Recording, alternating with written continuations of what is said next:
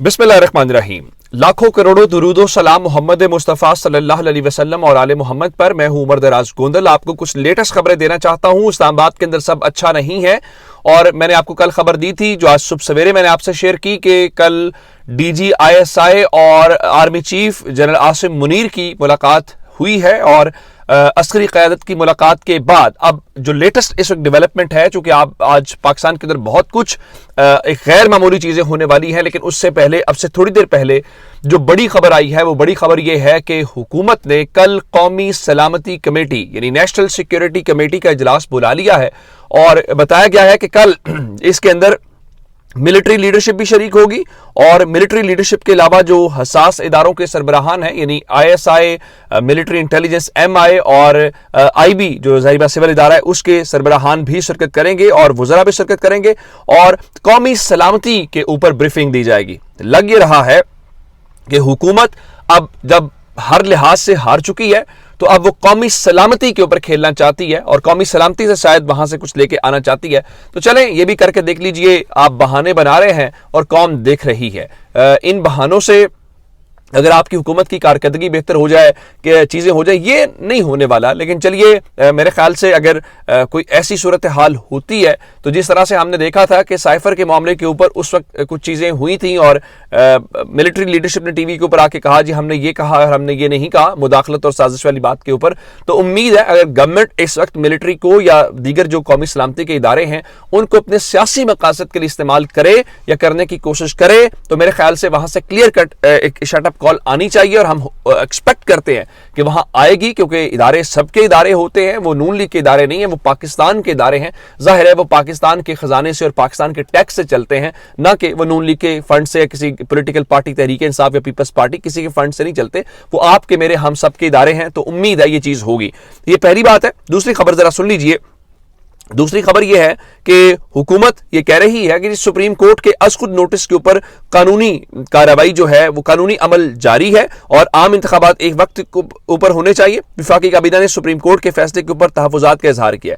अब आपको मालूम ये होना चाहिए कि पाकिस्तान तहरीक इंसाफ ने इस सिलसिले में सुप्रीम कोर्ट से जो रुजू किया सो किया, जिसके बाद इलेक्शन कमीशन ऑफ पाकिस्तान ने कल बाज़ाब्ता तौर पे इसका नोटिफिकेशन जारी करके उन्होंने इलेक्शन शेड्यूल जारी कर दिया है। और चूंकि सुप्रीम कोर्ट कह चुकी है कि आपने 11 अप्रैल तक इनको 21 अरब रुपए जारी कर दें, तो उस 21 अरब रुपए का हल निकालने के लिए आज पहले मरहले के अंदर कौमी असम्बली को इस्तेमाल किया जाएगा। और आज भी जो कल इन्होंने मुख्तलिफ पार्लिमानी रहनुमाओं का इजलास किया, वो आज फिर करेंगे। और वहां पे होगा क्या, वहां पे चूंकि राना सनाउल्लाह कल ही कह चुके हैं जी कि पैसों के मामले के ऊपर पार्लियामेंट का फैसला हुकूमत के ऊपर बाइंडिंग होगा। अच्छा, पार्लियामेंट की कानूनी हैसियत के ऊपर भी सवाल है और अदालत खुद कह चुकी है कि ये नामुकम्मल है, पहली बात। दूसरे नंबर के ऊपर अभी करेंगे क्या, एक ज़िमनी बिल लाया जा रहा है और ज़िमनी बिल में कहा गया कि सूबों में इलेक्शन के लिए 50 से 60 अरब रुपए चाहिए और फिर प्लानिंग से वो बिल रिजेक्ट किया जाएगा। यानी पहले बिल लाया जाएगा जी कि आप हमें मेहरबानी करें, हमें इजाज़त दें कि हम कौमी असम्बली से इजाज़त लेना चाहते हैं, सुप्रीम कोर्ट ने कहा है, तो उस लिए हमें वहाँ से कोई पैसे वैसे चाहिए। उसके बाद चूंकि इनकी अपनी ही अक्सरियत है, यानी वहाँ पर बैठ के राजा रियाज तो सुप्रीम कोर्ट के फैसले को स्याह करार दे रहा था, तो राजा रियाज जिसको पहचानने से भी इनकार सबने कर दिया, तो वो क्या सुप्रीम कोर्ट के फैसले के ऊपर अमल दरामद करेगा। तो ये कौमी असेंबली से बिल जो मुस्तरद कर देंगे और मुस्तरद करने के बाद ये कहेंगे इलेक्शन कमीशन को, जी हम तो आपको पैसे देना चाहते थे, लेकिन हमने चूंकि पार्लियामेंट से कौमी असेंबली से रुजू किया तो कौमी असेंबली ने पैसे नहीं दिए, इसलिए इलेक्शन कमीशन ऑफ पाकिस्तान जो है वो 11 अप्रैल को रिपोर्ट सुप्रीम कोर्ट में जमा करा देगा और उसके बाद नई कहानी शुरू हो जाएगी। लेकिन इतनी आसानी से खेल खत्म नहीं होगा। उसकी वजह क्या, उसकी वजह यह है कि जनाब फिलहाल पाकिस्तान तहरीक इंसाफ ने 2 काम किए। एक, निगरान सेटअप जो पंजाब का है उसकी डेट 22 अप्रैल से आगे नहीं जा सकती और जाहिर बात है असम्बलियां डिसॉल्व करने के हवाले से हमने देखना है। अब से थोड़ी देर पहले फवाद चौधरी ने यही बात की है कि इलेक्शन की तारीख आगे जाने से निगरान हुकूमत की मुद्दत नहीं बढ़ाई जा सकती। निगरान हुकूमत अप्रैल के तीसरे हफ्ते से आगे नहीं जा सकती। इलेक्शन कमीशन सुप्रीम कोर्ट से इजाजत तलब करे और 22 अप्रैल से नए निगरान सेटअप के लिए मुशावरत करे। 22 अप्रैल के बाद मौजूदा निगरान वुज़रा के तमाम फैसले गैर आईनी और गैर कानूनी होंगे। दूसरे नंबर के ऊपर चल के विफाकी काबीना का जो 4 अप्रैल का इजलास हुआ, जिसमें हमें बताया गया था कि उन्होंने सुप्रीम कोर्ट के फैसले को मुस्तरद कर दिया है, पाकिस्तान तहरीक इंसाफ ने उस सिलसिले में विफाकी काबीना और हुकूमत के खिलाफ कार्रवाई का आगाज कर दिया دیا ہے. اور آج مرکزی جو سیکرٹری اطلاعات ہے فاروق حبیب, انہوں نے سیکرٹری کابینہ ڈویژن اسلام آباد حکومت پاکستان کو ایک خط لکھا ہے جس کا عنوان ہے وفاقی کابینہ کے 4 اپریل 2023 کے اجلاس کے شرکاء, ایجنڈے, کارروائی اور فیصلوں کی تفصیلات کی فراہمی. کہا گیا قومی ذرائع ابلاغ نے وزیر اعظم شہباز شریف کی زیر صدارت وفاقی کابینہ کے 4 اپریل 2023 بروز منگل منعقد ہونے والے اجلاس کے حوالے سے خبر دی ہے کہ وفاقی حکومت نے عزت مآب چیف جسٹس پاکستان کی سربراہی میں عزت مآب جسٹس اعجاز الاحسن, عزت مآب جسٹس منیب اختر پر مشتمل 3 رکنی بینچ کہ آئینی درخواست نمبر 5/223 محمد سبطین خان اور دیگر بنام الیکشن کمیشن آف پاکستان از chief election commissioner Islamabad اور دیگر میں سنائے جانے والے عدالتی فیصلے کو مسترد کیا ہے.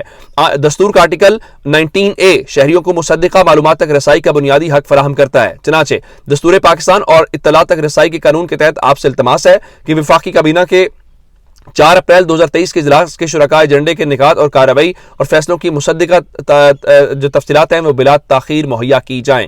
اب ظاہر ہے جب آپ مہیا کریں گے تو پھر آپ کے خلاف ریفرنس آئے گا نااہلی کا جو فواد چوری کہہ رہے ہیں, تو اب کھیل تو ان کے ہاتھ سے نکلتا ہوا نظر آ رہا ہے. دوسرے نمبر کے اوپر بلکہ تیسرے نمبر کے اوپر آپ کو جو خبر دینا چاہتا ہوں, چونکہ پنجاب کا فیصلہ تو ہو گیا, خیبر پختونخوا سے متعلق عدالت نے کہا تھا کہ اس کا الگ سے وہ اس کو ٹیک اپ کیا جائے گا, اور وہاں پہ بھی چونکہ پاکستان تحریک انصاف ہے تو پاکستان تحریک انصاف نے آج وہاں پہ سپریم کورٹ کے اندر درخواست دائر کر دی ہے, اور اس کی آج ہی شوکت یوسف سعید صاحب نے تصدیق کر دی تھی کہ وہ رجوع کریں گے, اور انہوں نے وہاں پہ سپریم کورٹ سے کہا ہے کہ گورنر نے 28 مئی کی تاریخ دی تھی جس کے بعد گورنر اس چیز سے بھاگ گئے ہیں, تو اس لیے اب آپ جو ہے اس کے اوپر بھی کریں. اب سوال یہ پیدا ہوتا ہے کہ یہ کب چیزیں ہوں گی. چیزیں اتنی آسانی سے ابھی ہوں گی نہیں. اس کی وجہ کیا ہے؟ اس کی وجہ یہ ہے کہ فواد چوری نے کہا مریم نواز چاہتی ہیں کہ شہباز شریف جو ہیں وہ ڈسکوالیفائی ہوں, لیکن میں آپ کو بتانا کیا چاہتا ہوں, بتانا یہ چاہتا ہوں کہ حکومت کے لیے سب اچھا نہیں ہے, جو مرضی کر لیں.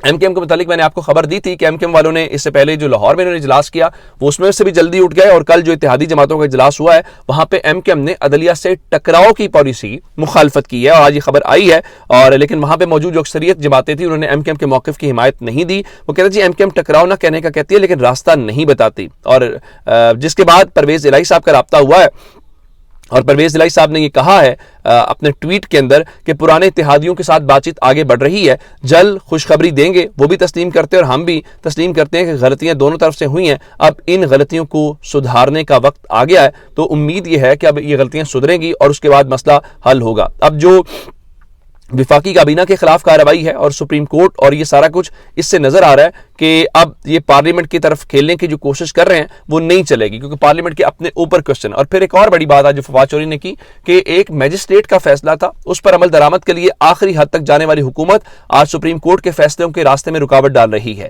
فاشسٹ حکومت صرف اپنے مفادات اور کرپشن کیسز میں سزاؤں سے بچنے کے لیے پاکستان کی سالمیت کو خطرے میں ڈال رہی ہے. پاکستان کے لوگ بڑی تحریک کی تیاری کریں. عمران خان کے وارنٹ گرفتاری کا معاملہ اتنا امپورٹنٹ تھا کہ لاہور کے اندر ایک فل فلیج آپریشن کیا گیا, لیکن اب سپریم کورٹ کا فیصلہ ماننے کا جو ہے وہ نہیں. آج پھر ایک اور امپورٹنٹ معاملہ اسلام آباد ہائی کورٹ کے اندر عمران خان کی سیکیورٹی کا تھا, چونکہ کہا جاتا ہے جی عمران خان کی سیکیورٹی, تو انہوں نے وہاں پہ بتایا جی کہ اسلام آباد کے اندر سیکیورٹی پرووائڈ کرنا وفاقی حکومت کا کام ہے, لیکن ظاہر ہے کہ پنجاب کے اندر آئی جی کا کام ہے. تو اس حوالے سے انہوں نے بتایا کہ آپ سیکیورٹی فراہم کر رہے ہیں, تو جنرلائز سیکیورٹی کی بات تو وہاں پہ ہوئی, لیکن بہت واضح انداز میں عدالت نے کہا کہ آپ یہ بتائیے کہ یہ جو یہاں پہ درخواست گزار ہے ان کے نام کا اسپیشل آرڈر کہاں پہ, جس سے پتہ چلے ان کو فارمر پرائم منسٹر کی سیکیورٹی مل رہی ہے کہ نہیں مل رہی. تو حکومت نے وہاں پہ جواب دیا کہ جناب وہ اصل میں نا ان کے نام کا ایک لیٹر جاری ہونا تھا, وہ خط ابھی تک نوٹیفیکیشن جاری نہیں ہو سکا, جس کے بعد جسٹس عامر فاروق صاحب نے یہ کہا کہ ٹھیک ہے آپ کل تک جو فارمر پرائم منسٹر کی سیکیورٹی ہوتی ہے اس سیکیورٹی کے رولز جو ہیں وہ عدالت میں پیش کریں. اب اس کا مطلب کیا ہے کہ حکومت جان بوجھ کے, آپ کل مریم نواز کی وہ دیکھ لیجئے کہ جب وہ پہنچی تو وہاں پہ کیا سیکیورٹی تھی, اور فارمر پرائم منسٹر کی سیکیورٹی اور نہیں دی جا رہی. یہی بات جسٹس عامر فاروق نے کی کہ یورپ اسی لیے آگے چلا گیا کہ وہاں پہ رولز ہیں, وہاں پہ لا ہے. یہاں پہ اپوزیشن میں ہوتے ہیں تو رولز اس کے لیے الگ کر دی جاتے ہیں, کوئی گورنمنٹ میں ہوتا ہے تو اس سے الگ کر دیے جاتے ہیں. تو اسلام آباد ہائی کورٹ نے کہا کہ سابق وزیر اعظم کو ان کے اسٹیٹس کے مطابق سیکیورٹی ملنی چاہیے. وہ تو کہہ رہے ہیں, لیکن ظاہر ہے جو حکومت کے اندر بیٹھے ہوئے یہ وہ عمران خان کو سیکیورٹی کیا دیں, وہ تو ان کا تو دل کرتا ہے اس وقت عمران خان کو کس طریقے سے پاکستان میں سے غائب کر دیں, یا پاکستان جس طرح سے آپ ان کے بیانات سن رہے ہیں ان کا بس نہیں چل رہا. ایک واحد عوام ہے جو ہر وقت عمران خان کرتی ہے. اب دیکھتے ہیں جی اگلے چند گھنٹوں کے اندر کیا ڈیولپمنٹس ہوتی ہیں. اپنا بہت سارا خیال رکھیے گا. خدا حافظ.